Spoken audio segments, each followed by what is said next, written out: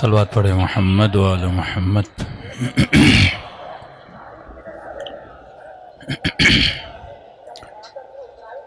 تمام تر شہدائے ملت جعفریہ کو یاد کرتے ہوئے ایک مرتبہ سورۃ الفاتحہ۔ بسم اللہ الرحمن الرحیم، الحمد للہ رب العالمین الرحمن الرحیم مالک یوم الدین ایاک نعبد و ایاک نستعین غیر المغضوب علیہم ولا الضالین۔ بسم اللہ الرحمن الرحیم، ربنا تقبل منا انک انت السمیع العلیم۔ صلوات پڑھے محمد و آل محمد۔ بسم اللہ الرحمن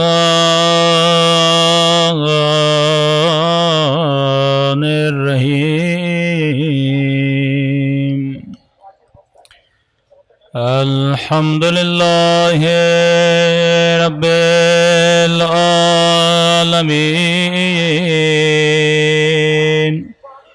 الحمد للہ کما هو اہلہ، الصلاۃ والسلام علی سید المرسلین وخاتم النبیین ابی القاسم محمد، اللہم صلی علی محمد وعلی آلہ الطیبین الطاہرین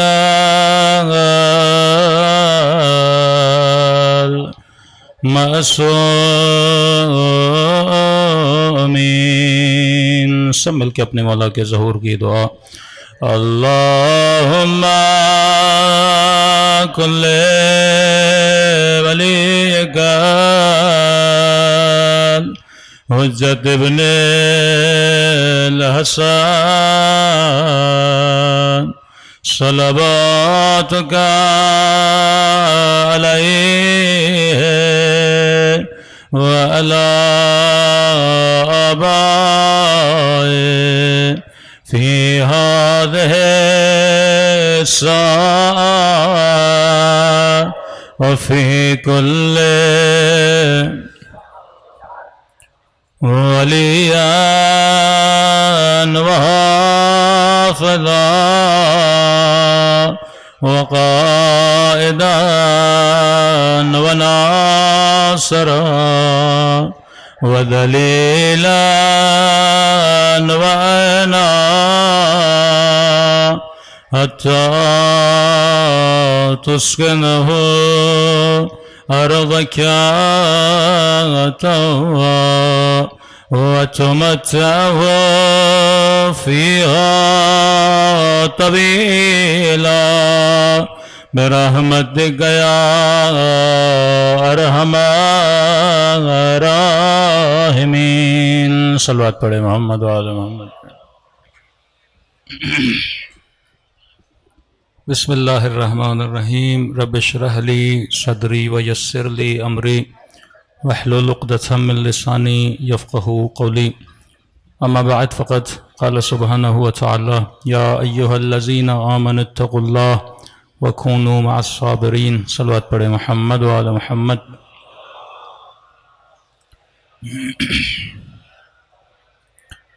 دعا ہے پروردگار عالم ہم سب کی عبادتوں کو اپنی بارگاہ عالی میں قبول فرمائے، اور جس مقصد زندگی کو لے کر فرش عذاب پہ تشریف لائے، خدا ان مقاصد میں بھی ہم سب کو کامیابیاں کامرانیاں نصیب فرما دے۔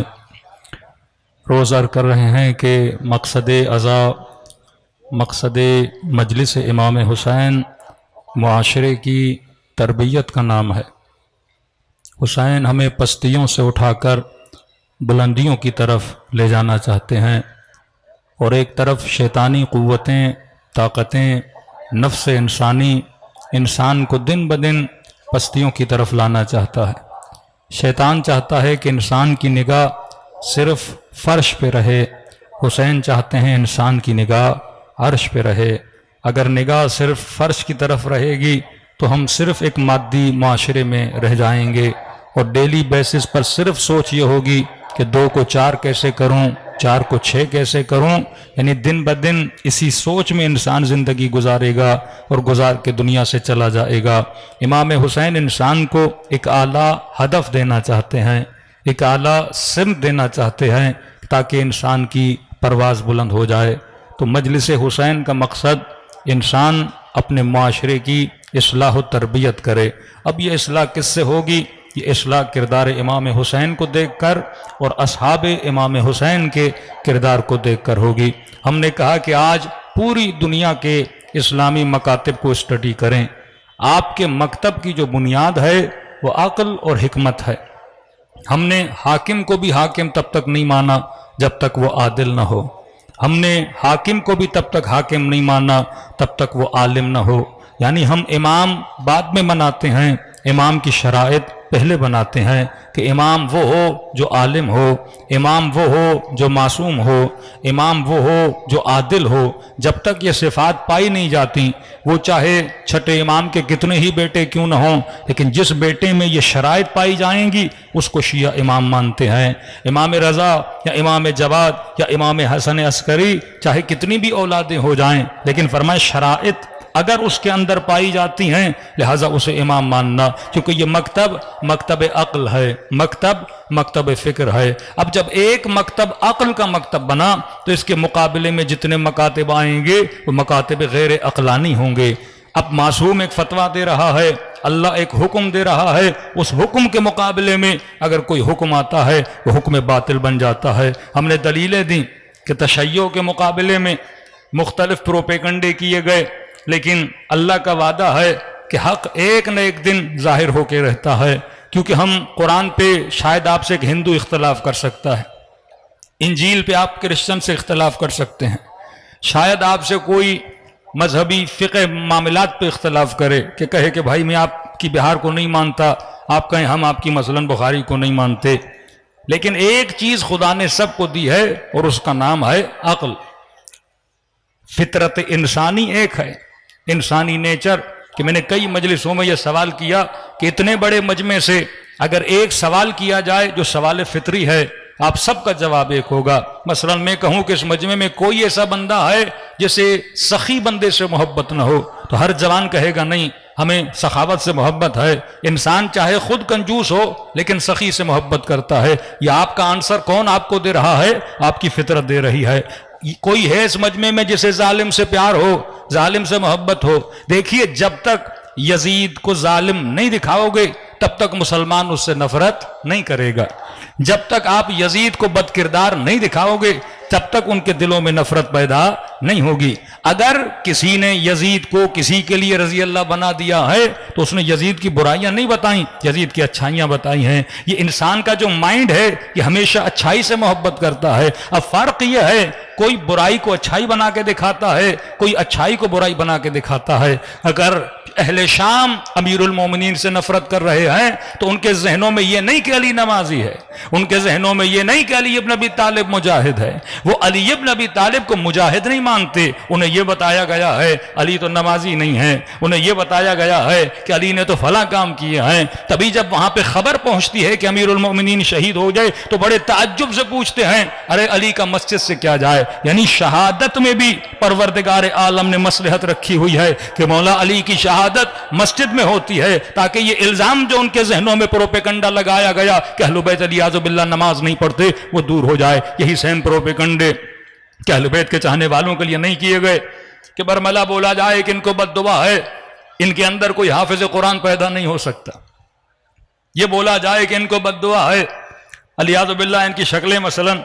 अब मुख्तलिफ ऐसे प्रोपेगंडे जिनको बयान करते हुए भी एक जोक सा लगता है कि पता नहीं इनके कान बड़े हैं या वजीरिस्तान इन इलाकों में चले जाते हैं। इस कदर प्रोपेगंडा किया गया कि इनकी मजलिसों में क्या होता है, ये पता नहीं नमाज नहीं पढ़ते। तभी हमारे बाज़ साहिबान मसलहत ने आशूरा के जुलूस में नमाज का इनेकाद किया ताकि इनके मुंह पे एक तमाचा लगाया जाए कि ये वो कौम है जिसने नमाज बचाई भी है और नमाज पढ़ते भी हैं। ہر پروپیگنڈا کیوں کیا گیا؟ کیونکہ انسان کی فطرت ہے، انسان اچھائی سے محبت کرتا ہے، انسان برائی سے نفرت کرتا ہے، تو لہٰذا فرماتے ہیں یہی کمال شیطان ہے کہ وہ برائی کو اچھائی بنا دیتا ہے۔ نیزوں کو جب قرآن پہ بلند کر دیا گیا تو مسلمان کے دل میں کس کی محبت تھی؟ قرآن کی محبت تھی۔ تو فرمایا دین کے ذریعے سے دین کا گلا کاٹا جائے، قرآن کے ذریعے سے امت میں تفرقہ پھیلایا جائے کہ یہدی بہ کثیرا ویضل بہ کثیرا۔ یہی وہ لوگ ہیں جو قرآن کے ذریعے سے غلط استفادہ کرتے ہیں۔ تو آپ کو خدا کا شکر ادا کرنا چاہیے کہ آپ اس مکتب کے ماننے والے ہو جو مکتب حکمت، مکتب عقل ہے۔ آپ کے فقہی مسائل عقل کی بنیاد پر ہیں۔ آپ کے یہاں کوئی اتنے مسئلے نہیں دوسری جگہوں پہ جتنے مسئلے پائے جاتے ہیں، کیونکہ یہ مکتب محمد اور آل محمد کا مکتب ہے۔ صلوات پڑھے محمد و آل محمد پر۔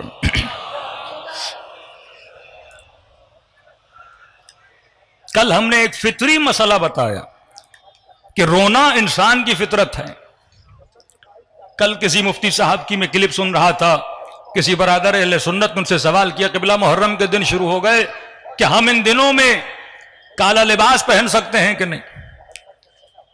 تو انہوں نے کہا کہ دیکھیے کالا لباس پہننا تو حرج نہیں ہے، لیکن اگر آپ محرم میں پہنیں گے تو لوگ آپ کو انہی میں سے سمجھیں گے، مثلا لوگ آپ کو شیعہ سمجھیں گے، تو لہٰذا 10 دن نہ پہنیے، اس کے بعد جب آپ کا دل کرے تو کالا لباس پہن لیجئے۔ کبھی صرف مجلسوں سے لوگوں کو روکنے کے لیے، نوحوں اور مرثیوں سے لوگوں کو روکنے کے لیے، اب نوحے میں ایسا کیا ہے کہ بولا جائے کہ مرثیہ سننا بدعت ہے؟ نوحہ سننا مسئلہ بدعت کا نہیں ہے، مسئلہ یہ ہے جب کوئی نوحہ سنے گا اس میں جناب سکینہ کا ذکر ہوگا، اس میں جناب علی اصغر کا ذکر ہوگا، اس میں جناب سیدہ زینب کا ذکر ہوگا اور یزید کے مظالم کا ذکر ہوگا، تو آٹومیٹیکلی فطرت انسان ظالم سے نفرت کرتی ہے، ان کے دلوں میں وہ نفرت پیدا ہو جائے گی کہ یہ کیسے مسلمان تھے، ان کی کیسی تربیت تھی جنہوں نے اپنے نبی کے نواسے کے گلوں کو کاٹا۔ لہذا وہ نہیں چاہتے کہ پیغام حق، کیونکہ فطرت انسان ہے، آپ سے کوئی نفرت تبھی کرے گا جب آپ اس کو برے نظر آؤ، اور آپ سے محبت کوئی تبھی کرے گا جب آپ اس کو اچھے نظر آؤ۔ جنگ صفین مد مقابل کا سپاہی امیر المؤمنین کو گالم گلوچ دے رہا ہے، مولا کے ایک صحابی نے اسے پکڑا اور کہا کہ تو کیوں علی ابن ابی طالب کو اتنا برا بھلا کہہ رہا ہے؟ کہ مجھے بتایا گیا ہے کہ صاحبکم لم یصلی، آپ کا آقا نماز نہیں پڑھتا، مجھے بتایا گیا ہے کہ صاحبکم، آپ کا آقا عثمان کا قاتل ہے۔ یہ سننا تھا تو امام کے صحابی نے اسے پکڑا اور اپنے لشکر میں لے کر آیا، پہلے اسے عمار کو دکھایا کہ یہ وہ عمار ہے جس کے لیے نبی نے کچھ کہا تھا، پھر اسے پکڑ کے جناب اویس قرنی کے پاس لے کر آیا کہ یہ وہ اویس قرنی ہے جس کے لیے نبی فرماتے ہیں مجھے اس کی خوشبو آ رہی ہے۔ کہاں کا رہنے والا؟ یمن کا رہنے والا، اور زہاد سمانیہ میں جناب اویس کا نام آتا تھا۔ یہ ان اصحاب رسول میں سے تھے جو پوری رات ایک رات سجدے میں گزارتے تھے، یعنی اتنا طولانی سجدہ کہ رات گزر جاتی تھی کہ نام آیا زہاد سمانیہ۔ 8 ایسے لوگ تھے جن کی عبادت مشہور تھی۔ کہا جو یمن سے اٹھ کے یہاں آیا ہے اور یہاں آنے کے بعد اتنا سفر کرنے کے بعد جو اتنا نمازی ہے، جس کو زاہد بولا گیا، متقی بولا گیا، کہ کیسے ممکن ہے کہ یہ علی ابن ابی طالب کا انتخاب کرے؟ تجھے نماز سے محبت ہے ویسے قرنی کو نہیں، تجھے نماز سے محبت ہے عمار یاسر کو نہیں، کہ ایک بات کہی گئی اور تم نے سن لی اور اس بات پہ تم چلنے لگے۔ تو جب انسان کی عقل حکمت سے عاری ہو جاتی ہے، وہ انسان کبھی کبھی حق کا دشمن بن جاتا ہے۔ انہی الزامات میں سے ایک الزام لے لگایا کہ مثلا رونا بدعت ہے۔ اب چلو امام حسین کے رونے سے روکا، لیکن انسان کی فطرت کو بند کر دیا، باپ مر جائے نہ رو، بیٹی مر جائے نہ رو، کہ یہ رونا بدعت ہے۔ مرثیہ پڑھنا نبی نے فرمایا گریبانوں کو چاک نہ کرو، مردوں پہ رویا نہ کرو، اور وہی رسول اپنے بیٹے پہ گریا کر رہے ہیں، وہی رسول جناب حمزہ کے جانے کے بعد عام الحزن کا اعلان کرتے ہیں، وہی حضرت ابراہیم اپنی زوجہ کو جناب ہاجرہ اسماعیل کو زمین ذی زرع پہ چھوڑنے کے بعد گریہ فرما رہے ہیں، وہی حضرت آدم حابیل و قابیل کے واقعے کے بعد مہینوں تک روتے رہے ہیں۔ تو جب فطرت کا انکار کر دیا جاتا ہے تو آپ کو پوری تاریخ سنبھالنا آپ کے لیے مشکل ہو جاتی ہے۔ اب معصومین نے اپنے کلام میں یہ جو آنسو آنکھوں سے گرتے ہیں اس کی تقسیم بندی کی ہے۔ کل میں نے کچھ تقسیم آپ کو بتائی۔ فرمایا پہلا آنسو، 2 آنسو ایسے ہیں جس کی مذمت کی گئی ہے۔ فرمایا ہمارے چاہنے والوں میں یہ آنسو نہیں ہوتے۔ مولا کون سا آنسو؟ فرمایا پہلا آنسو آنسو عجز، کل میں نے بتایا وہ آنسو جو انسان نے ڈرپوک بہاتا ہے، وہ آنسو جو موت کے خوف کے ڈر سے بہایا جاتا ہے، وہ آنسو جو دشمن کے خوف سے بہایا جاتا ہے۔ آپ کو تاریخ میں ایسے آنسو کہیں ملیں گے جو خوف کی وجہ سے آنکھوں سے گرے تھے۔ فرمایا اس آنسو کی مذمت ہے کہ کل میں نے مثال دی امین کی کہ موت کے خوف سے ڈر رہا تھا اور رو رہا تھا، لیکن جناب کمیل، میثم تمار، مسلم ابن عقیل، ہانی ابن عروہ، منصور ابن اوسجا، یہ وہ اصحاب رسول، وہ اصحاب حسین ہیں جنہوں نے موت کے خوف سے کبھی آنسو نہیں بہایا۔ فرمایا دوسرا آنسو جس کی بڑی مذمت ہے، وہ آنسو کون سا ہے؟ آنسو تزویر ہے کہ بندہ کسی کو دھوکہ دینا چاہتا ہے، جھوٹی کا روتا ہے، اس آنسو کی بھی مذمت ہے۔ میں کسی انسان کے دل میں رحم پیدا کرنے کے لیے فوراً رونے لگوں کہ میں نے اردو کا محاورہ بتایا تھا کہ مگرمچھ کے آنسو، ان آنسوؤں کی بھی مذمت ہے۔ لیکن تیسرا آنسو، فرمایا اس آنسو کی بڑی قیمت ہے، اللہ کے دربار میں اس کی بڑی خریداری کی جاتی ہے۔ وہ کون سا آنسو ہے؟ فرمایا وہ آنسو ندامت ہے، وہ آنسو پشیمانی ہے کہ جوان گناہ کرے لیکن پشیمان ہو جائے۔ فرمایا اس آنسو کی بڑی قیمت ہے کہ کل میں نے عرض کیا کہ فرماتے ہیں تین صفات اگر کسی کے بندے کے اندر ہیں وہ انسان قسی القلب ہے۔ کون سی صفات؟ فرمایا ایک ہے جمود العین، جب انسان کی آنکھ جامد ہو جاتی ہے،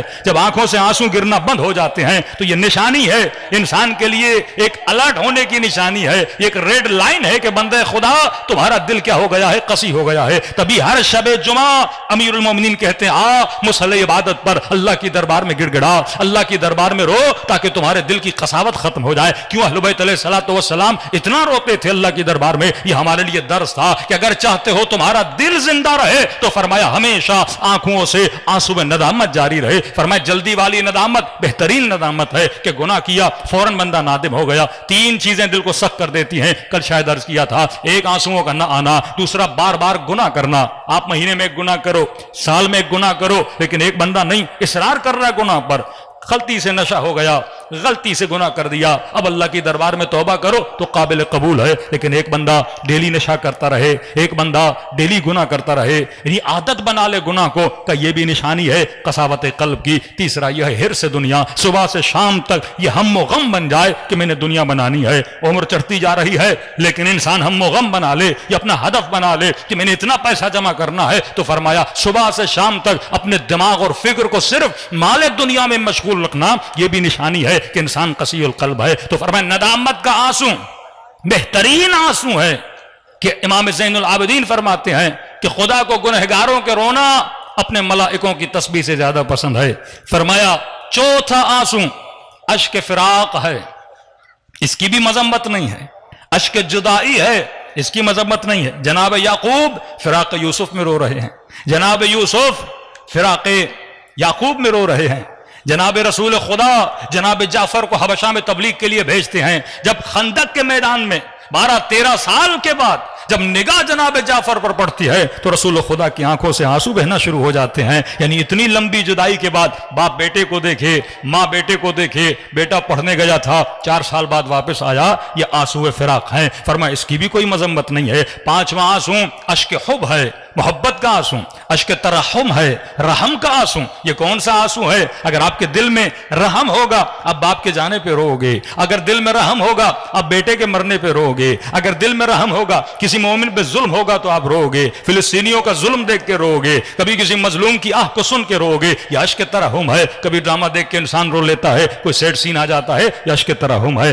تو پانچواں اشک کون سا ہے؟ فرمایا اشک فقدان ہے۔ امام حسین کے لیے جو ہم روتے ہیں یہ قسم والا اشک ہے، جسے کہتے ہیں فقدان کا آنسو۔ یہ کون سا آنسو ہے؟ کہ جب انسان کوئی کام کرنا چاہتا ہے لیکن کر نہیں پاتا، یا دیر سے پہنچتا ہے یا اس وقت تھا نہیں۔ مثلا ایک جوان فورین میں پڑھنے کے لیے گیا اور اچانک اسے خبر ملی اس کی ماں کا انتقال ہو گیا یا اس کے والد کا انتقال ہو گیا۔ اب اس کے اندر تڑپ ہے کہ جاؤں اپنے بابا کے جنازے پہ پہنچوں، جاؤں اس کے دفن و تدفین میں شامل ہو جاؤں، لیکن فلائی کرتا ہے، ٹکٹ دیر سے ملتی ہے یا ایک دن لیٹ پڑ جاتا ہے، اور جب پاکستان پہنچے پتہ چلا کہ اس کے بابا کو تو دفن کر دیا گیا یا اس کی والدہ تو دفن ہو گئی، جنازے میں شریک نہ ہو سکا۔ اب یہ رونے لگتا ہے کہ کاش میں پہلے پہنچ جاتا تاکہ جنازے میں شریک ہو جاتا۔ اسے کہتے ہیں اشک فقدان، یعنی جو کرنا چاہتا تھا کر نہ سکا۔ خدا نے خاص طور پر इन आंसुओं का जिक्र सूरह तौबा की आयत नंबर 92 में किया है कि रसूल जब जिहाद पे जा रहे थे तो कुछ ऐसे असहाबे रसूल थे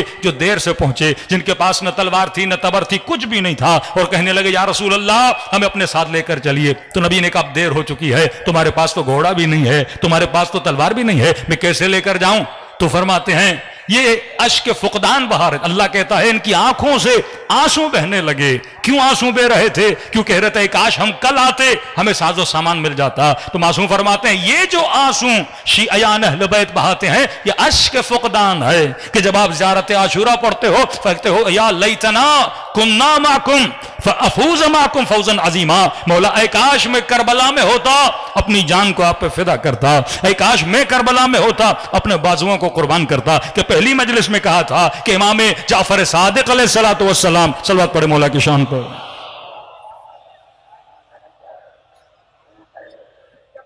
कि मौला फरमाते हैं कि जब जाओ तो 7 मरतबा कहो या दाई अल्लाह, ऐ अल्लाह की आवाज पे लब्बैक कहने वाले।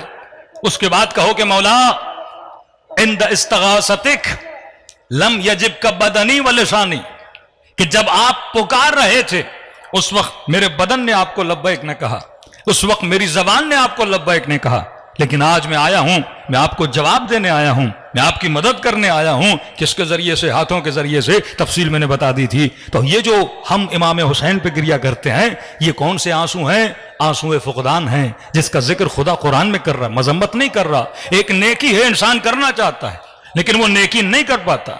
आज जब सुनता है कि इमाम हुसैन मजलूमाना तरीके से आवाज दे रहे थे, सदा दे रहे थे कि हल मिन मुगीसिन युगीसुना हल मिन नासिरिन यंसुरुना, कोई है हमारी मदद करने वाला, तो हम बच्चों के जहनों में ये जज्बा पैदा करते हैं कि एक हुसैन करबला में था, हम नहीं पहुंचे, ये तैयारी करो। अगर आज वक्त का इमाम आ जाए और ये आवाज दे तो तुम्हारे जिस्म उसके लिए तैयार हों, तुम्हारे बाजू उसके लिए तैयार हों, तुम्हारा माल और जान उसके लिए तैयार हो कि मौला बे अभी अंतुम व उम्मी, मेरे माँ बाप आप पे कुर्बान हो जाएं। माँ बाप बहुत अजीज होते हैं लेकिन ये जुमला हम कहते हैं और सिर्फ कहना नहीं है, अमलन ये तसव्वुर है कि मौला आ जाए तो माँ बाप भी कुर्बान कर दूं, मौला आ जाए तो बच्चे भी कुर्बान कर दूं, मौला आ जाए तो माल भी कुर्बान कर दूं। ये एक तरह से थ्योरी बनाई जा रही है, तैयारी करवाई जा रही है कि अगर फर्जंद ज़हरा दोबारा से ज़हूर करें और इमाम ज़माना आवाज दें तो हमारा हर बच्चा क्या हो? तैयार हो जाए। ये मकतब अहले बैत तहजीब का नाम है, ये मकतब अहले बैत सिविलाइजेशन का नाम है, मकतब अहले बैत एक थ्योरी का नाम है कि जिसके जरिए से नस्लों को तैयार किया जाता है। तभी तो आलम इस्लाम में खुदा ने अगर इज्जत दी है तो मोहम्मद व आले मोहम्मद के चाहने वालों को दी है, क्योंकि ये शहादत का जज्बा कहां से मिलता है? फर्श अज़ा से मिलता है। अरे इमाम तो दूर, एक नाइब इमाम, एक नाइब खास भी नहीं, नाइब आम, सिर्फ एक खुमैनी के कहने पे 2.5 लाख लोग अपनी जानों को कुर्बान कर देते हैं। जाइए ईरान के शोहदा की हिस्ट्री पढ़िए, एक एक माँ ने 5 अपने बच्चे कुर्बान कर दिए हैं। तभी डॉक्टर इसरार कहता है कि जब मैंने देखा कि शाह की टैंकों के सामने ये माएं शीरखार बच्चे अपने सीने से लगा के खड़ी हो गई तो उस दिन समझ गया कि इस कौम को कोई शिकस्त नहीं दे सकता, क्योंकि इस कौम ने अगर नजरिया लिया है तो हुसैन इब्न अली से लिया है। सलवात पढ़े मोहम्मद वाले मोहम्मद पर।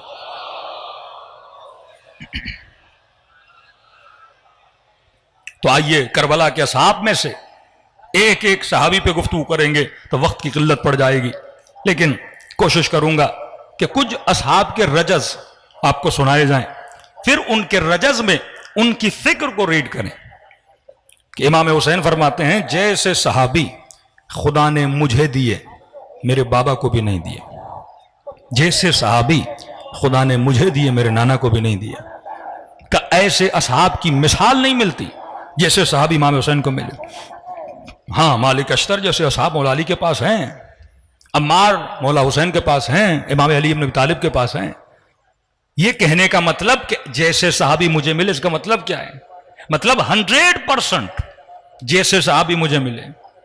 आपके पास एक फौज है और 100 लोग आपके पास हैं, उसमें से उंगलियों के गिनने के मुताबिक आपके साथ हैं, लेकिन 99 दगा दे रहे हैं तो फायदा नहीं है। इमाम हुसैन के किसी सहाबी ने इमाम हुसैन पे एतराज तक नहीं किया कि मौला यहां क्यों रुक रहे हैं, मौला यहां मौत है, मौला यहां शिकस्त है। नहीं, जैसा हुसैन ने कहा वो करते गए। तमन्ना तलब इतनी थी कि इजाजत मांगने के लिए सफे लग गई कि मौला पहले मैं जाऊंगा, पहले मैं जाऊंगा। चिराग बुझा रहे हैं कि जिसे जाना है जाए। कहते हुसैन इब्न अली आपको छोड़ने के और जाने के लिए तैयार नहीं है। کہ چھٹے امام سے بارہا کہا گیا مولا آپ قیام کیوں نہیں کرتے؟ بارہا بولا کہ اگر میرے پاس 27 ایسے ہوتے جیسے میرے جد حسین کے پاس تھے ہم قیام کرنے کے لیے تیار ہو جاتے۔ جنگ احد میں رسول پکار رہے ہیں نرگدون، کہاں بھاگ کے جا رہے ہو؟ لیکن نبی کو چھوڑ کے جا رہے ہیں۔ صلح حدیبیہ میں رسول صلح کرتے ہیں، وہاں پہ نبی پہ اعتراضات کیے جاتے ہیں۔ جنگ حنین میں نبی غنائم کو تقسیم کرتے ہیں، آوازیں بلند ہو جاتی ہیں اعدل یا محمد، اعدل یا محمد، عدالت کرو، آپ کسی کو زیادہ دے رہے ہو کسی کو کم دے رہے ہو۔ سد الباب الا باب علی، جب سارے دروازوں کو بند کر دیا مسجد پہ صرف علی کا دروازہ کھلا رکھا، اعتراض کیا کہ آپ صرف علی کا دروازہ کیوں کھولے رکھتے ہیں؟ امیر المومنین کے خطبے کہ میں کہتا ہوں جنگ پہ چلیں تو کبھی کہتے ہیں یا علی سردی ہے، کبھی کہتے ہیں یا علی گرمی ہے۔ رات کے اندھیروں میں امیر المومنین شکایتیں کرتے تھے، روتے تھے ان لوگوں کے ہاتھوں سے۔ ہاں ایک اس مجمع میں مالک ہے، کوئی عمار ہے، یہ فریاد امیر فرماتے اے کاش چچا عباس کی جگہ علی کا چچا حمزہ زندہ ہوتا، اے کاش میرے اس بھائی کی جگہ پہ میرا بھائی جعفر زندہ ہوتا۔ حسرتیں کھا رہے امیر المومنین۔ اس اعتبار سے امام حسین غنی ہیں، جو تھے کربلا میں واقعاً جنہوں نے ایسی وفا کا پیغام دیا۔ امام حسن کے پاؤں کے نیچے سے مسلح کھینچ کے بعض لوگ چلے گئے، جن کو اپنے لشکر کا سردار بنایا، وہ درہموں کی لالچ میں 8000 کا لشکر امام حسن سے لے کے امیر شام کے لشکر میں چلے گئے۔ امیر المؤمنین پورا سال جنگ لڑتے ہیں، جنگ آخری مرحلوں میں ہوتی ہے، لیکن تروال علی کی گردن پہ کھڑی کر دیتے ہیں کہ مالک واپس آ جائے، یہاں تو ایک قدم آگے بڑھائے گا یا تمہارے مولا کو قتل کر دیا جائے گا۔ لیکن یہ اصحاب امام حسین جس پہ امام حسین فخر کر رہے ہیں۔ اب ایک اختلاف ہے کہ شہداء کربلا کتنے تھے، میں اس اختلاف میں نہیں پڑھنا چاہتا۔ زیارت ناحیہ دو طرح کی زیارت، ایک زیارت رجبیہ ہے، ایک ناحیہ جو مفاتیح الجنان میں ہے، ایک میں 81 شہداء بتائے گئے ہیں، ایک میں 88 شہداء، بعض کتابوں میں 101، بعض کتابوں میں 105، لیکن جو شیخ مفید مقتل ابن مخنف میں بیان کرتے ہیں اس میں جناب ضحاک سے جو روایت منقول ہے جو مشہور ہے ہم شیعوں میں، وہ ہے 72 شہداء کربلا، کیونکہ یہ سب سے قریب ترین، ابن مخنف سب سے قریب ترین بندہ ہے جو واقع کربلا کے بعد ہے، اور جس بندے سے روایت منقول ہے جناب ضحاک، یہ وہ بندہ ہے جو کربلا میں خود شریک جنگ رہا ہے۔ اب یہ بھی مصلحت امام حسین کہ یہ اس شرط پہ امام حسین کا ساتھ دیتا ہے کہ مولا میں آپ کے ساتھ رہوں گا، میں لڑوں گا، میں دشمنوں کو قتل کروں گا، لیکن جب میں یہ دیکھوں گا کہ جنگ ابھی اختتام پہ ہے اور ہم جیت نہیں رہے تو میں میدان کو چھوڑ کے چلا جاؤں گا۔ اور امام حسین نے بھی اسے اسی شرط کی بنیاد پہ اجازت دی کہ آپ میرے ساتھ رہو، اور جب تمہارا دل کرے اور یہ دیکھو کہ جنگ اختتام کی طرف ہے تم جا سکتے ہو۔ علماء فرماتے ہیں شاید امام حسین نے اس لیے اجازت دی کیونکہ ایک تو راوی ہو جو اپنے لشکر کا ہو، جو سچی بات کھری بات جو مظالم ہوئے وہ سنائے، کیونکہ کئی ایسی روایات ہیں جو یزیدیوں سے ہمیں ملتی ہیں جنہوں نے خود ظلم کیا اور یہ بتایا کہ ہم نے مثلا 4 سالہ بچی پہ یہ ظلم کیا، ہم نے خیموں کو آگ ایسے لگائی، وہ منقول روایات ان سے ہیں۔ لیکن شہداء اس وقت کتنے تھے، بنو ہاشم کتنے تھے، یہ جناب ضحاک بتاتے ہیں۔ باقی علماء کہتے ہیں یہ جو اختلاف پایا جاتا ہے کہ کتنے اصحاب تھے اور کتنے شہداء تھے، یہ تعداد کا اختلاف اس لیے ہے کیونکہ اس امام کے صحابی نے جو شہداء کے نام بتائے ہیں وہ اس دن کے ہیں جو کربلا کے دن موجود تھے، لیکن امام زمانہ جب ناموں کو گنواتے ہیں تو امام مثلا ان کو بھی شامل کرتے ہیں جو کربلا کے واقعے سے پہلے بھی شہید ہوئے، وہ بھی شہداء کربلا ہیں، جیسے جناب مسلم، جیسے جناب ہانی، یہ وہ شہداء ہیں جو مثلا کوفے میں شہید ہوئے، اور کئی ایسے شہداء تھے جو واقع کربلا کے بعد شہید ہوئے ہیں۔ مثلا کچھ زخمی تھے جو سفر کے درمیان تاب نہ لاتے ہوئے دنیا سے چلے گئے، جن میں مثلا جناب مسلم ابن عقیل کی وہ 11 سالہ بچی ہیں کہ جب خیمے پہ حملہ ہوا تو اونٹوں اپنا گھوڑوں کی ٹاپوں کے نیچے تاب نہ لاتے ہوئے یہ بچی زخمی ہو کے دنیا سے چلی گئی، جن میں مثلا امام حسن کے وہ بیٹے ہیں کہ جب امام حسین پہ ظالم اٹیک کرتے ہیں تو یہ چھوٹا سا بچہ خود کو اپنے چچا کے سینے پہ گرا لیتا ہے اور ظالموں کی تلواروں سے اس کے جسم کے ٹکڑے ٹکڑے ہو جاتے ہیں۔ ایسے کئی ہیں۔ یا ابن زیاد کی دربار میں جب یہ لئیں शराब पी के, और जिस तश्त में इमाम हुसैन का सर पड़ा हुआ था, अपनी नीम खुर्दा शराब को उस तश्त में फेंक रहा था, और उससे गैरत आ गई और ये जनाब खड़े हो गए और इसको इब्न ज़ियाद ने क्या कर दिया, कत्ल कर दिया। तो जब मजमूई तौर पे शोहदा को गिना जाता है तो कुछ लोग इसी तरह से 101 तक लेकर जाते हैं, लेकिन जो करीब तरीन रिवायत है वो शोहदा 72 उनकी तादाद है, और तभी वो कहते हैं कि जो आशूरा के दिन के शोहदा, लेकिन अगर आप सबको जमा करेंगे वाक़े आशूरा से पहले, वाक़े आशूरा के दिन और वाक़े आशूरा के बाद, तो इनकी तादाद तकरीबन 100 से भी ऊपर चली जाती है। सलवात पढ़े मोहम्मद वाले मोहम्मद पर।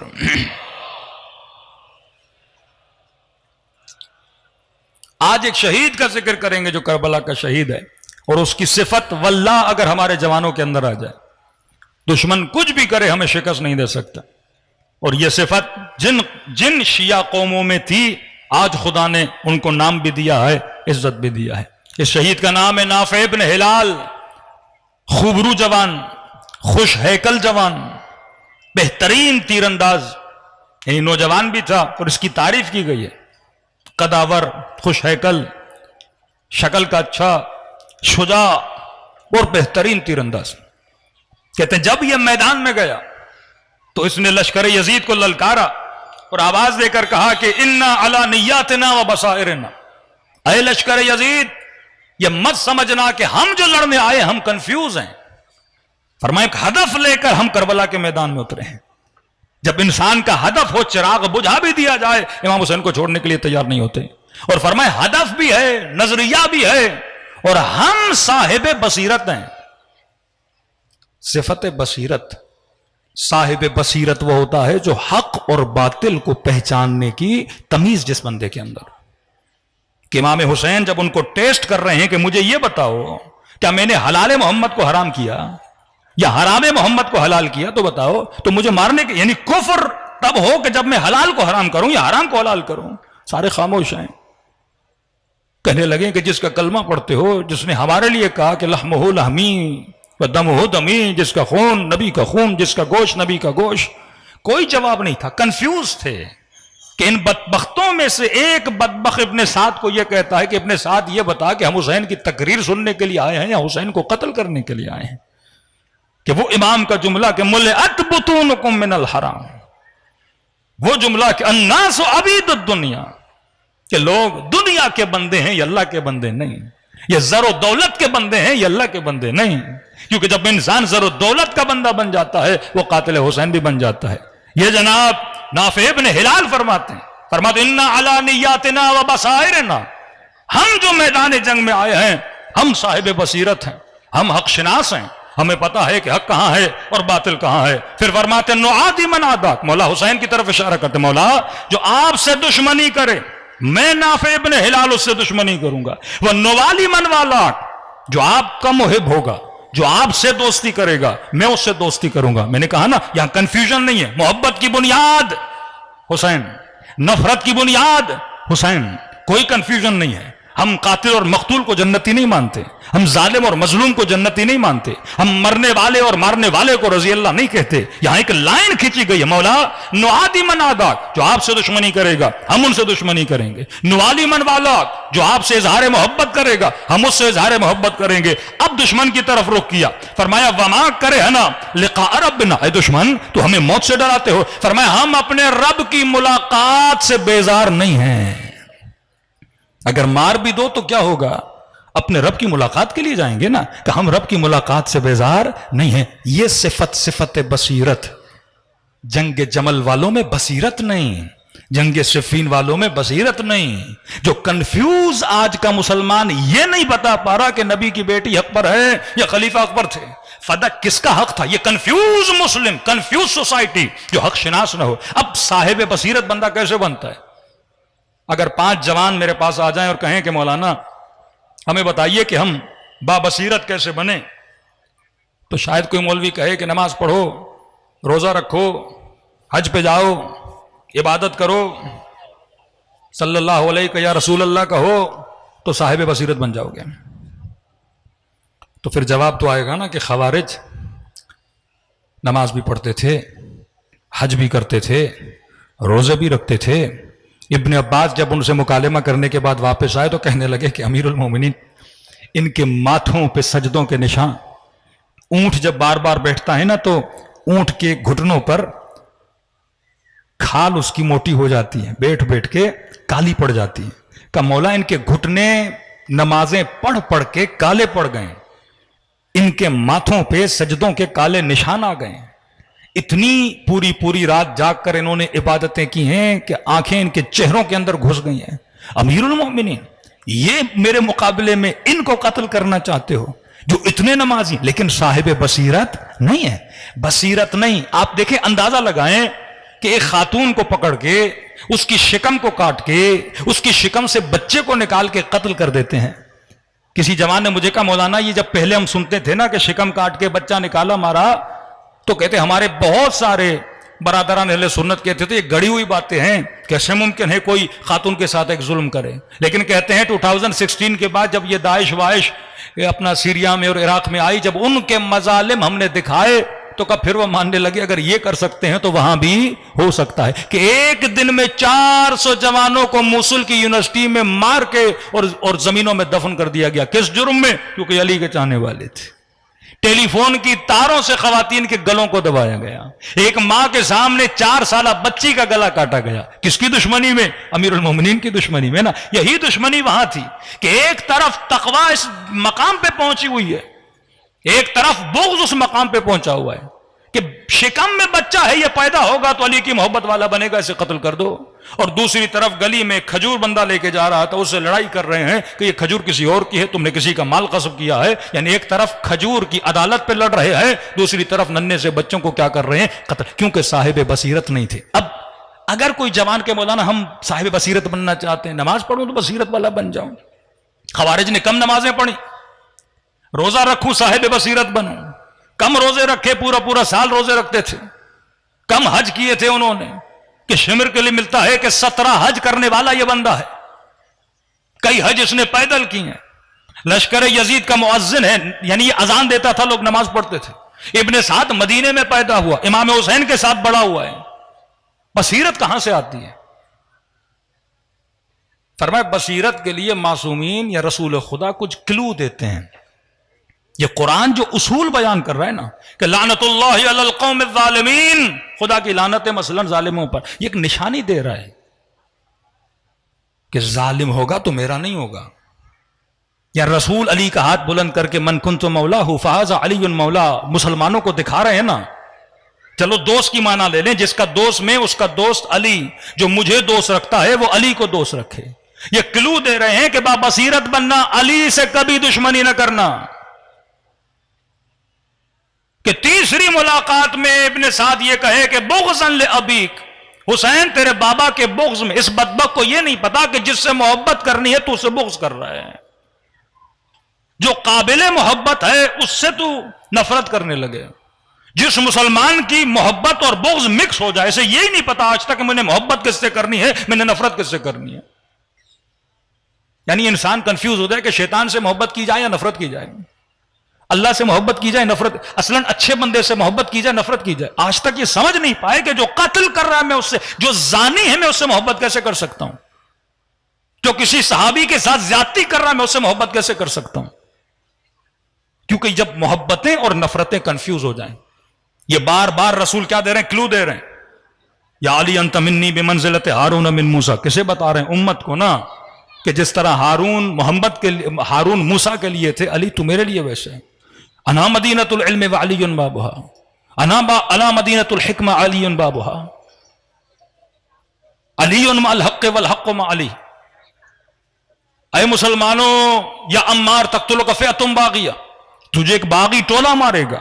یہ کلو دے رہے ہیں ان کے لیے کہ صاحب حکمت بنو، جب کبھی کنفیوز ہو جاؤ تو یہ چیزیں تمہیں مدد کریں گی بابصیرت بننے کے لیے۔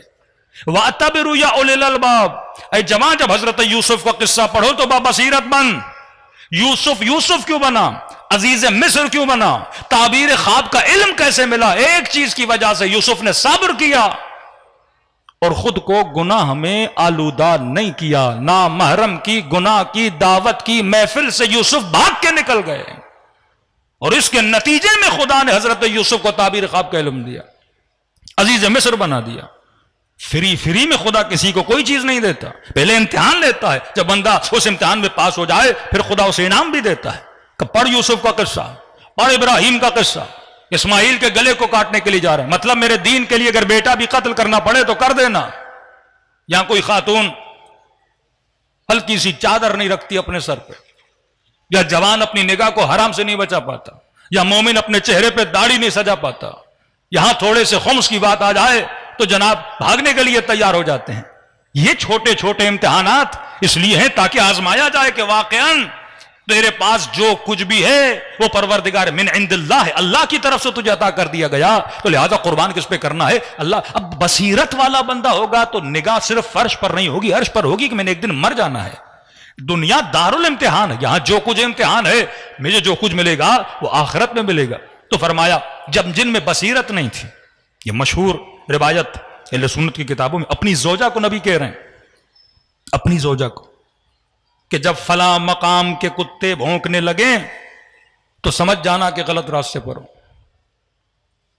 اب یہ کلو ہے نا، ایک واقعہ رونما نہیں ہوا، رسول پہلے بتا رہے ہیں کہ آخری زمانے میں دینہم دنانیرہم قبلتہم نساؤہم ہمتہم بطونہم، کہ آخری زمانے میں لوگوں کا دین دینار پیسہ بن جائے گا۔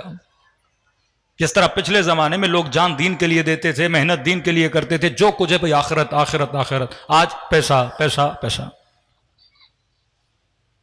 قبلتہم نساؤہم، ان کی ڈائریکشن عورتیں بن جائیں گی، زنزلیل ہو جائیں گے، عورتیں قبلہ بن جائیں گی۔ قبلہ مطلب وہ ہمیں چلائیں گی، اشاروں پہ نچوائیں گی، قبلہ بن جائیں گی۔ ہمتہم بطونہم، ہمتیں ان کے پیٹ بن جائیں گے کہ صبح سے شام تک ہم و غم ہوگا کہ رات کا کھانا کیا ہوگا۔ 6 کلومیٹر 20 کلومیٹر سفر کرے گا پیٹ کے لیے، شکم پرست بن جائے گا، بھول جائے گا کہ واقعاً دنیا میں کیوں۔ کھانے سے اہل بیت منع نہیں کرتے، گھومنے سے اہل بیت منع نہیں کرتے، کمانے سے اہل بیت منع نہیں کرتے، لیکن کہتے ہیں کھاؤ پیو، ہمتوں کو بڑا رکھو۔ قیمت و امرأتن ہمت و امرأ، ایک انسان کی قیمت اس انسان کی ہمت ہے، ایک انسان کی قیمت ارزش اس کی آرزو اور خواہش ہے۔ جتنی آرزو بلند اتنی تمہاری قیمت بلند۔ تبھی دعائے کمیل کے جملے ہیں نا کہ اے پروردگار قو علی بدنی، میرے بدن کو طاقت دے تاکہ یہ بدن تیرا خادم بنے۔ میں کھانا کھا رہا ہوں تاکہ طاقت ملے، اور طاقت ملے تاکہ میں تیری خدمت کروں، تاکہ جہاد راہ خدا میں جاؤں۔ یہ زبان یا آنکھیں خدمت خدا کے لیے ہیں۔ جس انسان کی پوری زندگی اپنی شکل و صورت اور صرف دنیا کے لیے ہے، اس انسان کی زندگی تباہ ہو جاتی ہے۔ تو یہ بصیرت والوں کے لیے نبی کلو دے رہے ہیں۔ اپنی زوجہ کو یہاں سے گزرو گی کتے بھونکیں گے۔ تاریخ پڑھیے، کہتے ہیں جب اس مقام پہ پہنچی ہیں اور کتوں نے بھونکنا شروع کیا، بدن میں لرزہ طاری ہوا، نبی کی حدیث یاد آئی اور کہا کہ یہ نبی نے منع کیا تھا، میں آگے نہیں آ سکتی۔ لیکن ساتھ میں کچھ ایسے تھے، انہوں نے کہا نہیں، نہ یہ وہ مقام ہے، نہ یہ کتے ہیں وہ۔ کہ ممبر سے میں ہلکی سی مثال دیتا ہوں کہ آپ کراچی سے سفر کر کے حیدرآباد کی طرف جائیں، اور آپ جیسے حیدرآباد پہنچیں تو ڈرائیور کو کہیں کہ یہ حیدرآباد آ گیا ہے، لہٰذا مجھے اتارو۔ ڈرائیور کہے نہیں حیدرآباد نہیں، ابھی نوری آباد میں۔ آپ کہو نہیں مجھے حیدرآباد لگ رہا ہے، وہ کہے گا نہیں دیکھو میں 10 بندوں کو لاتا ہوں اور وہ آپ کو بتائیں گے کہ حیدرآباد نہیں ہے، کیا ہے، نوری آباد ہے۔ 10 بندوں کو پیسے دے گا کہ اس جناب کو بولیے کہ ابھی حیدرآباد نہیں آیا، اگر بتائیں گے تو یہ اتر کے چلا جائے گا۔ وہ 10 بندے خرید کے آپ کو قانع کرتے ہیں، مطمئن کرتے ہیں کہ جناب یہ حیدرآباد جیسا دکھ رہا ہے، نقشہ ویسا بنایا گیا ہے، لیکن یہ حیدرآباد نہیں ہے۔ اسی طرح سے ان کو مطمئن کیا گیا کہ یہ وہ جگہ نہیں ہے جو نبی نے کہا تھا۔ یا عمار تقتلک فئۃ باغیہ، کلو دے رہے ہیں صاحبان بصیرت کے لیے، تجھے باغی فرقہ مارے گا۔ عمار قتل ہوئے، آ کر امیر شام پاویلا، کیا ہوا کہ عمار مارے گئے۔ امت کنفیوز ہے، نبی کی حدیث تو سب کو پتا چل گئی کہ اب سب آپ کو چھوڑ کے علی کی طرف جائیں گے۔ کہ جا کے ان کو کہو عمار کو میں نے تو نہیں مارا، عمار کو علی نے مارا ہے۔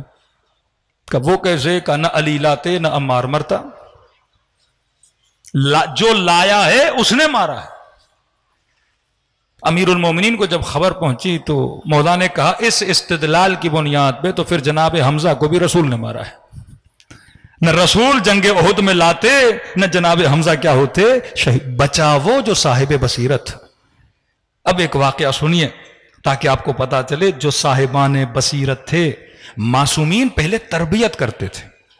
امام زمانہ اہل بیت آپ کو کلو دیں گے, نشانیاں دیں گے کہ جب پھنس جاؤ یہ نشانی, شیطان کی یہ نشانی, وسوسے کی یہ نشانی, گناہ کی یہ نشانی, نامحرم سے بچنا چاہتے ہو تو یہ نشانی, اپنے اندر یہ چیز پیدا ہو جائے تو فوراً دور ہو جانا. یہ کلو دیتے ہیں, جو صاحب بصیرت ہے اس چیز کو سمجھ جائے. آپ کے چھٹے امام امام جعفر صادق علیہ الصلوۃ والسلام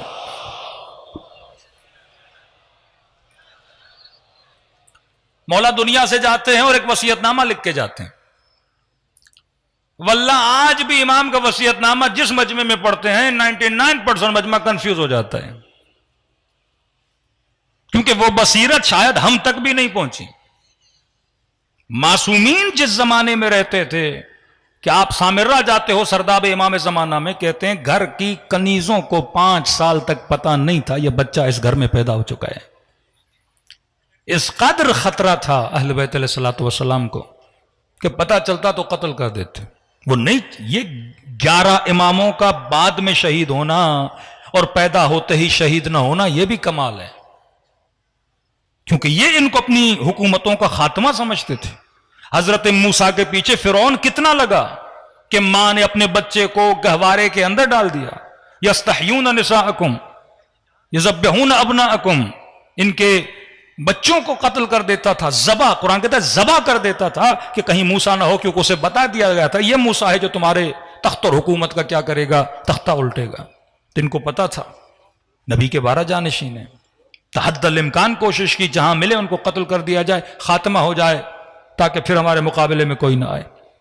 اور یہ زمانہ منصور دوانقی کا زمانہ, بدبخت ترین ظالم ترین, جس نے اہل بیت علیہ الصلوۃ والسلام پہ ظلم کیا. اس نے اپنے سپاہیوں کو بھیجا کہ بھائی کیا ہوا, چھٹے امام دنیا سے چلے گئے. اب کہا کہ کچھ بھی کر کے مجھے بتاؤ کہ ان کا جانشین کون ہے تاکہ میں اس کا وہیں پہ خاتمہ کر دوں. اب وصیت نامہ امام ششم پڑھا جا رہا ہے. وقت کے حاکم کے سپاہی, وقت کے حاکم کے جاسوس وہ بھی کھڑے ہیں, شیعہ بھی کھڑے ہیں, اور وہ امام جس کے 4-4 ہزار شاگرد, اتنا علم پھیلایا پورے مدینے میں چمگویاں کو, بھائی اب مسند جعفر صادق کو کون سنبھالے گا.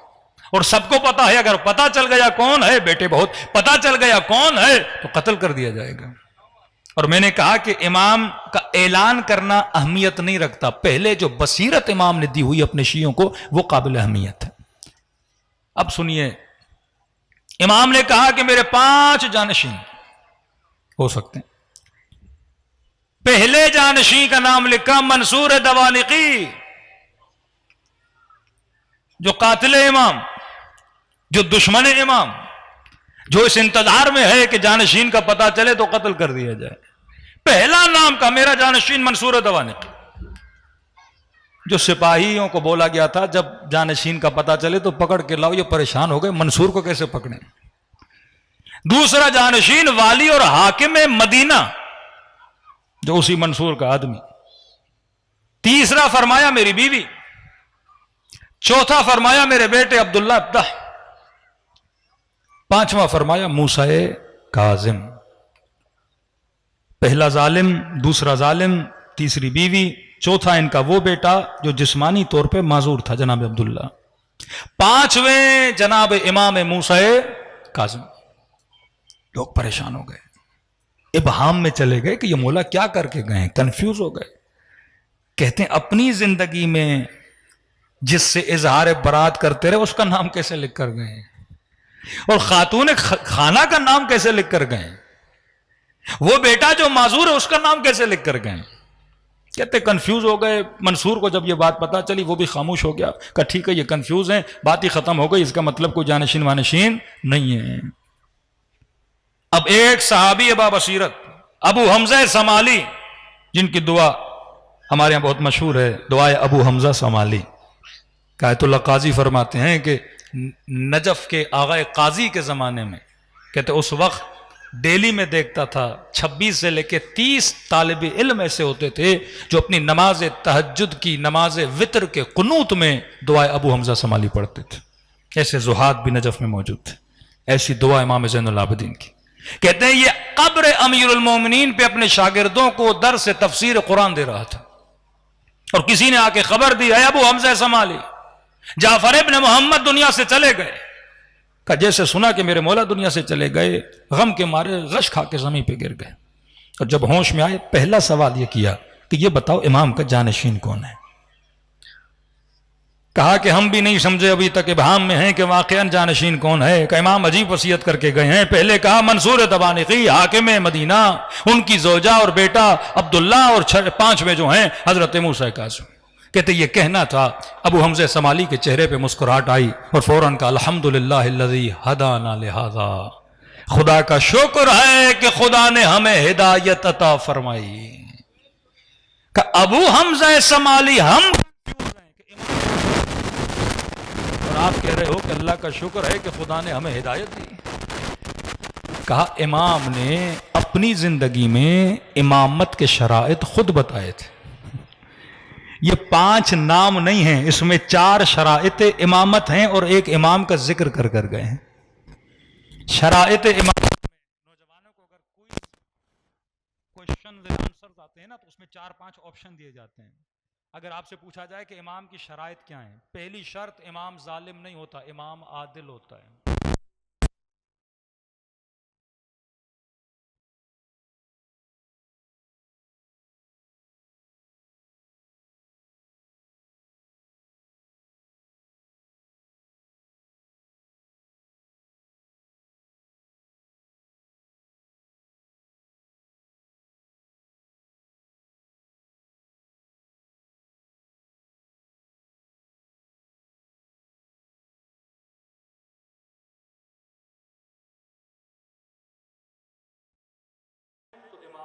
تیسری خاتون ہے وہ بھی امامت میں نہیں آ سکتی. چوتھے ان کے بیٹے ہیں جو جسمانی طور پہ معذور ہیں، باقی ایک ہی بچ جاتے ہیں، وہ ہے موسیٰ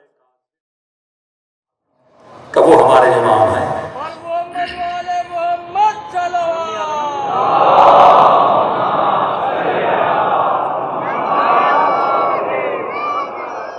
ایسے افراد کو تیار کر گئے تھے جن کو بصیرت دے کر گئے تھے کہ حالات اور واقعات میں ہم کوئی ایسی چیزیں لکھیں کہ سمجھنا تمہارا کام ہے، لیکن سمجھ کر اپنے شیعوں کو استدلال سے سمجھانا کہ بصیرت کیا ہے.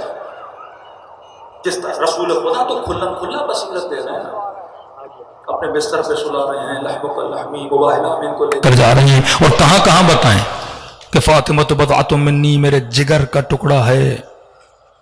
من آزاہا فقد آزانی، جس نے اسے تکلیف دی مجھے تکلیف دی، جس کے غضبناک ہونے سے اللہ. یہ سارے کلو اور راستے ہیں جو رسول خدا بتا کر جا رہے ہیں. تو ہر زمانے میں جو صاحب بصیرت تھا اس نے امام کو بھی پہچانا اور امام کا ساتھ بھی دیا. یہی معاملہ امام جواد کے زمانے میں ہوا. پہلی مرتبہ تشیع کے اوپر ایسا امتحان آیا. پہلے چلو یہ مسئلہ تھا امام کون ہے، کنفیوز تھے، پھر جاتے تھے پوچھتے تھے سوال کرتے تھے، اہل بیت ہر سوال کا جواب دیتے تھے، مطمئن ہو جاتے تھے کہ یہ امام ہے. امام رضا کے جانے کے بعد تاریخ امامت میں پہلا امام بنا جو 7 سال کا. تو قدیمی مولا کا صحابی جو امام کے ساتھ رہا وہ صاحب بصیرت نہ رہا اور اس نے کہا کہ یہ 7 سال کے ہیں، ابھی بالغ نہیں ہوئے، تو ہم ان سے مسئلے کیسے پوچھیں گے، تو لہٰذا ہم ان کا کسی کو قائم مقام بناتے ہیں، جب یہ بڑے ہو جائیں گے پھر ہم ان کی امامت کو مانیں گے. کہ تو وہیں پہ مولا کا دوسرا صحابی اٹھا، اس کو گلے سے پکڑا اور کہا کہ یہ سوچ کہاں سے لائے ہو؟ جب عیسیٰ کو ماں کے گہوارے میں نبوت مل سکتی ہے تو کیا جواد کو 7 سال میں امامت نہیں مل سکتی؟ یہ کیا مطلب امام بڑا ہو؟ امام گہوارے میں بھی امام ہے، امام بچپنے میں بھی امام ہے. مسئلہ علم کا ہے، جا سوال کر امام جواد سے. یہ کسی دنیا کے مدرسے میں نہیں پڑھتے، یہ اللہ کی دربار سے علم لے کر آتے ہیں. جگہ جگہ خدا نے امتحانات سے نکالا. آج ہم پردے غیب میں ہیں. کسی زمانے کا مولانا مولا علی کے زمانے میں کچھ بھی نہیں، لوگ بچ گئے کیونکہ علی تو تھے، حسن تو تھے، حسین تو تھے. کہ ہم آج کیا کریں کہ امام زمانہ نظر نہیں آ رہے اور اتنے اختلافات، ہمیں کیسے پتا چلے حق و باطل کا؟ تو کہ علی نہیں ہے تو کیا ہوا، علی کی باتیں تو ہیں. حسن نہیں ہے تو کیا ہوا، حسن کی باتیں تو ہیں. مولا حسین نہیں تو کیا، یہ کردار حسین تو ہے. چھٹے امام کی باتیں تو ہیں. انہی باتوں کو پڑھ کے صاحب بصیرت بنو اور حق و باطل کی پہچان رکھو. 3 طرح کی بصیرتیں: بصیرت اخلاقی، بصیرت دینی तीसरी बसीरत बसीरत सियासी। बंदा हो सकता है अखलाकन बाबसीरत हो, गुनाह ना करे, हो सकता है दीन में बाबसीर हो, अपने दीन का इंतखाब सही करे। कई लोग सियासत में मार खा जाते हैं, बसीरत सियासी नहीं होती। कई ऐसे लोग थे इमाम हुसैन को मानते, कहते थे नहीं मौला हुसैन सियासत अच्छी नहीं कर रहे। कई लोग इमाम हुसैन की सियासत से इख्तलाफ, या सियासतुल इबाद, अल्लाह के बंदों में बेहतरीन सियासत करने वाले अहले बैत रसूल। इन तीन पे इंशाअल्लाह मैं कल गुफ्तगू करूंगा कि हमारे अंदर बसीरत अखलाकी भी होनी चाहिए। मोमिन अखलाकन बाबसीरत, उसमें अमीरुल मोमिनीन के 4-5 फरामीन।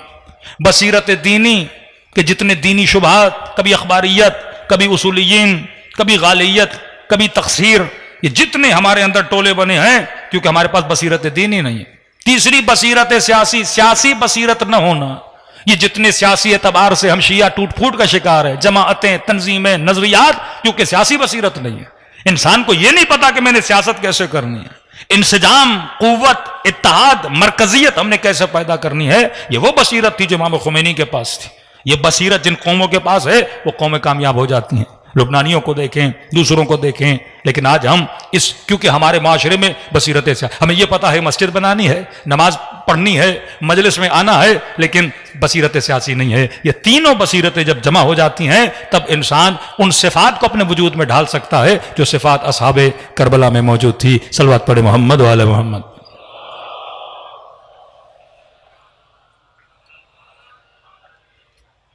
आज का जवान सिर्फ काला लिबास न पहने, आज की खातून सिर्फ काला लिबास न पहने, नुहा सुन के खुश हो जाए कि आज़ादारी हो गई, थोड़ा गिरिया करके ये हो जाए कि मैंने हक अदा कर दिया। नहीं, जब तक हिम्मतें बुलंद न हो, जब तक फिक्र बुलंद न हो, जब तक ये बसीरत आपके वजूद में ना आ जाए, हमारा मुआशरा कोई अगयार का मुआशरा नहीं है, अहले बैत का मुआशरा है। ये मिंबर तहजीब सिखाता है, ये चार नारे और वाहवा का नाम नहीं है। यहां पे जब तक तरबियत फिक्र ना हो, जब तक फिक्र बुलंद ना हो, बहुत बड़े बड़े कारनामे शियों ने इस दुनिया में दिखाए हैं। पाकिस्तानी कौम क्यों ना दिखाए, यहां का शिया क्यों ना दिखाए कि सुबह से शाम तक सिर्फ हम व गम शिकम बन जाए, पैसा बन जाए। फरमाया नहीं, इंस्पायर करो अपने किरदार से, इंस्पायर करो अपनी फिक्र अफकार से, कौम बनो। और जब तक कौम नहीं तब तक अफराद का कोई फायदा। वो मुल्क कामयाब है जो कौम है, वो मुल्क तबाह हो बर्बाद हैं जिनमें कौमियत का कोई कॉन्सेप्ट नहीं है। मुसलमान में अगर बसीरत ना हो वो कातिले हुसैन बन जाता है, मुसलमान में अगर बसीरत ना हो वो हैवान बन जाता है।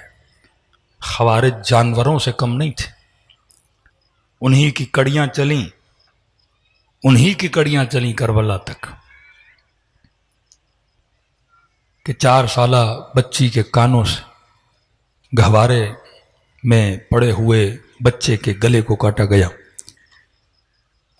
कि जब बच्ची बाबा के जख्मी बदन पे पहुंची तो अपना दुख सुनाते हुए कहती है कि बाबा मैं कह रही थी मैं तुम्हें उतार के देती हूं, लेकिन लई ने इतनी मोहलत न दी कि कानों से दूर उतारूं।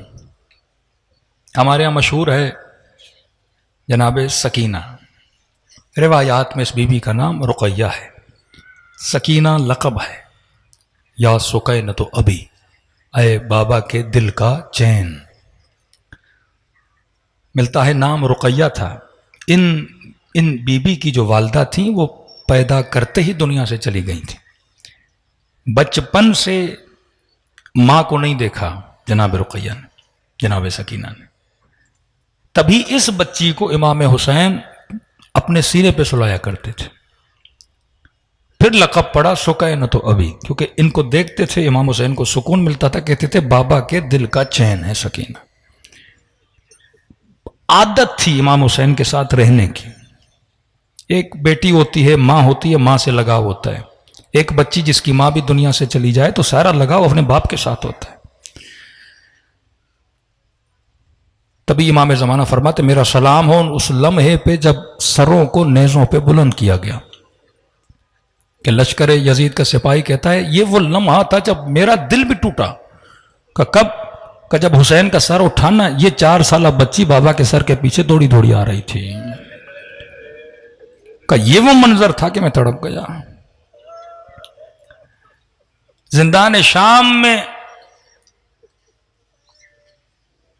آدھی آدھی رات کو سکینہ نیند سے اٹھتی تھیں اور بابا کا نام لیتی تھیں. کہتے اس رات اس بچی نے خواب کے عالم میں اپنے بابا کو دیکھا اور اٹھیں تو بی بی زینب کو کہنے لگی میرے بابا کہاں ہیں؟ کہ کیا ہوا؟ کہ خواب میں دیکھا ہے بابا اسی طرح جس طرح مجھے سینے پہ سلاتے تھے آج سلا رہے تھے. وہ لعین بدبخت جب بچے کی رونے کی آوازیں کانوں پر آئیں کہ کیا ہوا ہے؟ کہ بابا کے لیے رو رہی ہے. اس لعینے کا سر لے جاؤ تاکہ ہمیشہ کے لیے چپ ہو جائے. دو روایتیں ملتی ہیں. ایک میں یہ ہے کہ بابا کا سر دیکھتے ہی جیسے انسان ایک شوق میں چلا جاتا ہے، فریز ہو جاتا ہے. کہتے ہیں دیکھتے ہی بچی خاموش ہو گئی. ایک کہتے ہیں نہیں، بابا کے سر کو سینے سے لگایا اور یہ کہنے لگی کہ بابا میں وہی سکینہ ہوں جسے سینے پہ سلایا کرتے تھے. شمر نے مجھے تمانچے مارے، بابا اس کا ہاتھ بڑا تھا، میرے رخسار چھوٹے تھے.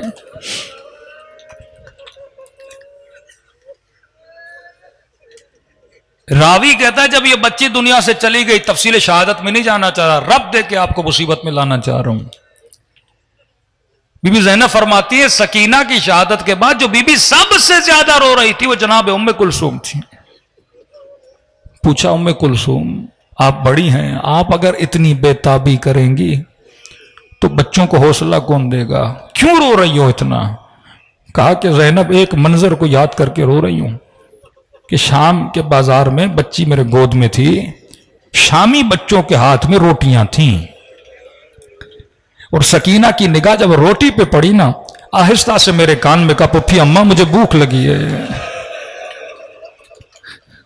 کہ میں اس بچی کو روٹی نہ کھلا سکی اور اسی بھوک کے عالم میں اپنے بابا کے پاس چلی گئی.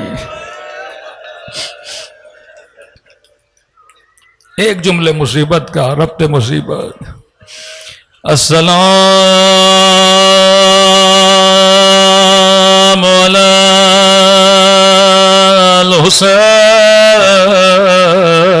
الحسین وعلی علی ابن الحسین، سب مل کے وعلی آل الحسین وعلی اصحاب بلند آواز سے السلام علی الحسین وعلی علی ابن وعلی اولاد الحسین وعلی اصحاب. میرا سلام ہو مدینے میں ایک بیمار بچی پہ جو کبھی فریادیں کر رہی ہیں مجھے میرا اکبر سے ملا دو، مجھے میرا بابا دکھا دو. امام حسین نے فرمایا عباس جو جو بی بیاں ساتھ چلیں گے ان کا نام لکھو. جب نام تمام ہوئے عباس نے کہا مولا کیا سغرا ہمارے ساتھ نہ چلیں گے؟ فرمایا عباس میری سغرا بیمار ہے، زینب کو کہو سغرا کی چار پائی گھر کے سین میں رکھ لے، سب بیویوں کو کہو سغرا سے خدا حافظ کرے. اس ننھی سی بچی کو گھر کے سین میں رکھا گیا. ایک ایک بیوی آتی تھی سینے سے لگاتے تھے، رو کے کہتی تھی خدا حافظ صغرا اگر زندگی رہی تو پھر ملیں گے. لیکن روایت کے جملے ہیں صغرا خاموش تھی. یہاں بی بی زینب کی باری آئی, صغرا کو سینے سے لگایا, روکے گا خدا غافظ صغرا اگر زندگی رہی تو پھر ملیں گے. اتنا سننا تھا, بچی نے دونوں باہیں پھوپھی کے گلے میں ڈالے. روکے گا پھوپھی اماں میں سمجھ گئی, اب میرا بابا واپس نہیں آئے گا, اب میرا علی اکبر واپس نہیں آئے گا. بی بی زینب کو بڑا پیار آیا. روکے گا صغرا, اس بات کا علم میرے علاوہ حسین کے علاوہ کسی کو نہیں ہے. صغرا تجھے کس نے کہا بابا واپس نہیں آئیں گے؟ کہتی ہیں پھوپھی اماں میں بیمار ہوں, مجھے راتوں کو نیند نہیں آتی. آدھی رات کا وقت تھا, میں نے کیا دیکھا, آسمان سے ایک نور ہماری اترے. نور ہماری سے کالے برقعے میں بی بی باہر آئے, فریادیں کر رہی تھی میرے لال حسین, تیری ماں زہرا تجھے کہاں کہاں روئے گے. کبھی کربلا میں روئے, کبھی شام کی بازار.